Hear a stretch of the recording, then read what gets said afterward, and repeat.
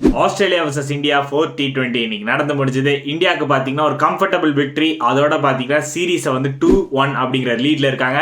So India தான் பார்த்தீங்கன்னா first batting பண்ணியிருந்தாங்க. ஆக்சுவலி இந்த ஒரு பர்டிகுலர் பிச் பார்த்தீங்கன்னா கொஞ்சம் ட்ரிக்கியாக இருந்தது.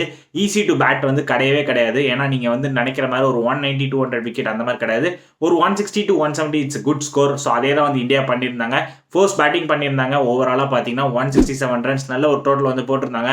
டாப் ஆர்டர்ல பாத்தீங்கன்னா சுப்மன் கில் நல்ல ஒரு 40 ரன்ஸ் வந்து அடிச்சிருந்தாரு. ஒரு decent knock from the vice captain. Then middle ஆர்டர்ல பாத்தீங்கன்னா கேப்டன் சூரியகுமார் யாதவ் கிட்ட இருந்து ஒரு குட்டி கேமியோஸ், அவர் வந்து ஒரு 20 ரன்ஸ். ஃபினிஷிங்ல பாத்தீங்கன்னா உங்களுக்கு அக்ஷர் பட்டேல் அவரும் ஒரு குட்டி கேமியோ அடிச்சிருந்தாரு. ஸோ அவர் வந்து ஒரு 20 ரன்ஸ்.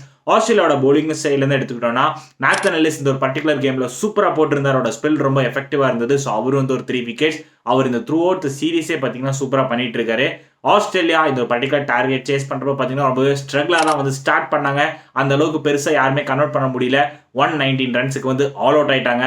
இந்தியா பவுலிங் வந்து எடுத்துட்டோம்னா வாஷிங்டன் சுந்தர், எனக்கு நீங்க பவுலிங் கொடுக்குறீங்களோ மாட்டீங்களோ, கொடுத்த ஓவருக்கு நான் தான் அதிக விக்கெட் எடுத்து காமிப்பேன்ட்டு 1.2 ஓவர்ல பாத்தீங்கன்னா 3 விக்கெட்ஸ் வந்து எடுத்திருந்தாரு. Fantastic bowling from Washington Sundar. அதுக்கப்புறம் பார்த்தீங்கன்னா அக்ஷர் பட்டேல் நல்ல ஒரு எக்கனாமிக்கலாக போட்டு அவர் வந்து ஒரு 2 விக்கெட்ஸ் வந்து எடுத்திருந்தாரு. ஸோ ஓவரால் பார்த்தீங்கன்னா ஒரு comfortable victory for team India.